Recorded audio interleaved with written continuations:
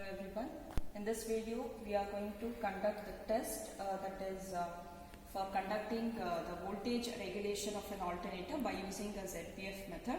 So it's a part of a continuation with the EMF and MMF method, and altogether these three methods have been separated in the syllabus as a two experiment.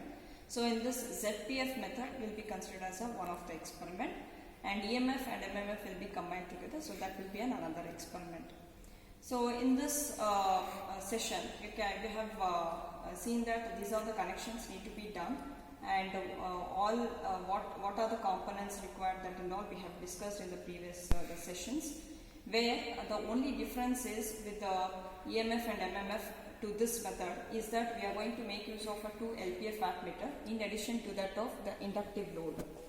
So in this ZPF method, in addition to that OC and SC test what we have conducted for EMF and MMF method, the same procedure need to be followed, but the additional procedure what we have to follow is we need to find out the point of a ZPF curve. So how to do that?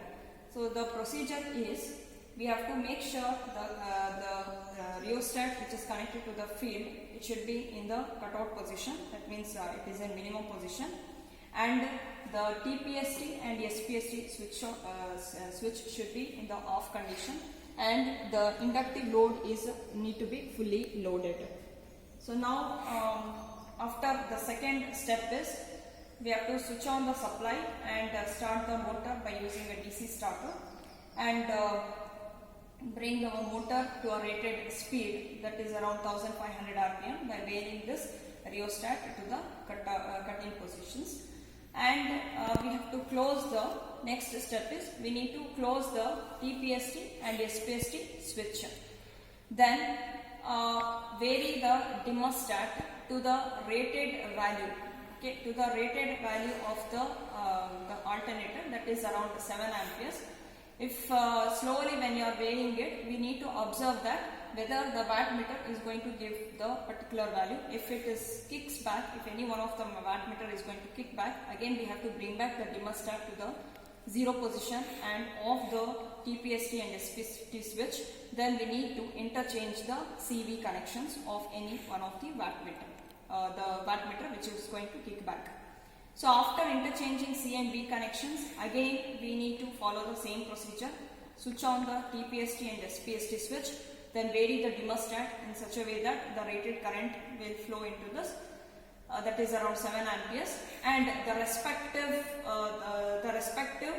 field current should be taken down, that is which will be observed in the DC ammeter.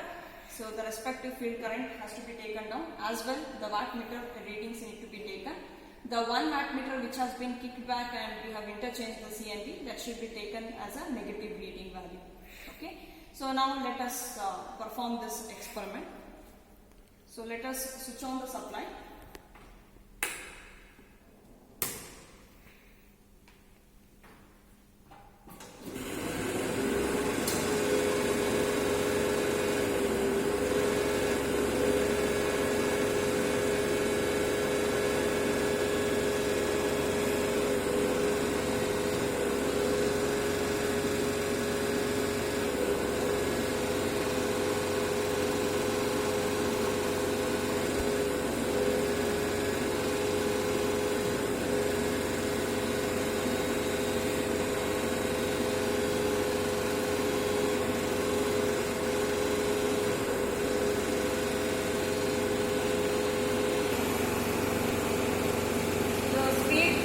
It's reached to be 1387. So vary the rheostat in such a way that it reads 1500.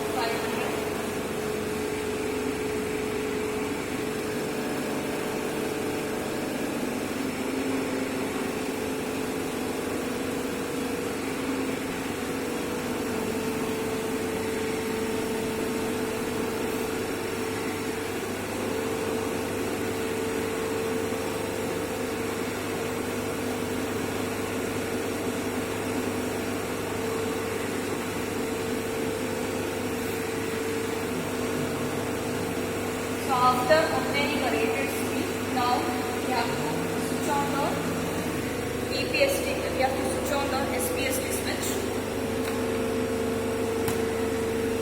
and the DPST switch.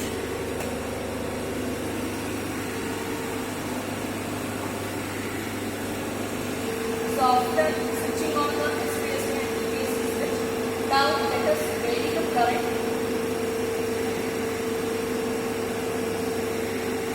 till the rated value of current. So before that you can see in the wattmeter, if any one of the wattmeter is going to feedback. If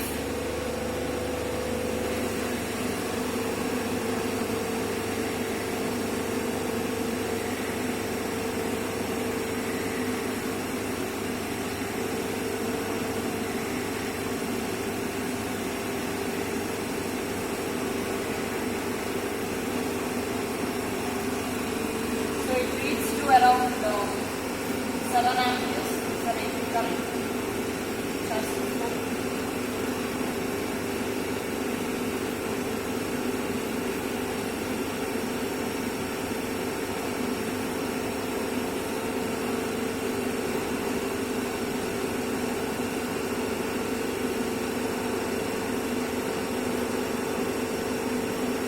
So after obtaining the rated value of this current, now you can find out what will be the current that is through the field line, that is DC current 0.84, and here the W1 and W2 it should be taken down.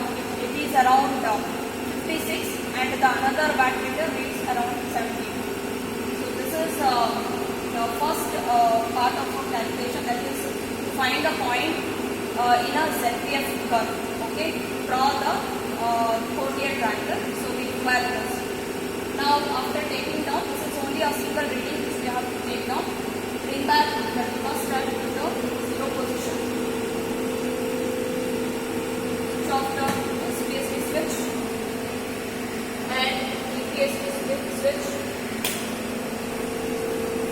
Then we need to bring back the rheostat to the cutoff position. Then switch off the supply. So this is related with the how to find out the point in the ZPF curve. Then later to conduct the second step is to conduct the OC and SC test. The what we had conducted in the voltage regulation by using EMF and MMF method, the same readings or the procedure will be followed here also. The difference, we need to find out the ZPF curve. Now in addition to this, we have to find out the armature resistance. So let us measure the armature resistance. Sir, only sir. Now let us conduct the experiment for finding out the measurement of the resistance, armature resistance. So here, as the connections has been discussed in the previous slides, that is in sessions. So wherein here we have to consider the load, that is a resistive bank load, we are going to make use of it. That is, we have used 16 amperes. Now let us see that how much the resistance is being measured across this armature, that is RA, need to be calculated by the formula RA is equal to V divided by 2 times of I. So where we have to measure the voltage and the current which is in DC. So we have to apply the switch on the supply. Now you can see that here, since this is a 16 ampere of a load, so let me try with the 2 amperes. So with the 2 amperes of a load, we will get the current as the rating, I as 1.81 and the voltage as 4.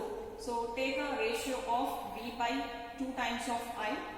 So that will leads to a armature resistance. Similarly, for the next load of another 2 amperes, so it leads to around current is 3.6 amperes and the voltage is 7. So again take a ratio R is equal to RA is equal to V by 2 times of I. So next again we have to calculate for the next trial, that is for the 6 amperes of a load. So we are getting the answer, we are getting the IDC current as 5.24 and the voltage as almost 10 or 9. So this is how we can calculate the three trials for finding out the measurement resistance, and later on we have to take an average value of this resistance.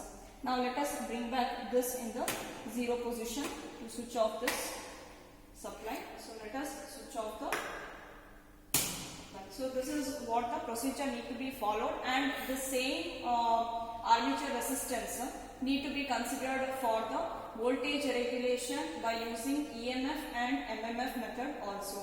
So further, if by making use of this RA parameter, then only we can solve the voltage regulation. So this is how we are going to complete the conduction based on the voltage regulation by using the all the three methods. Thank you.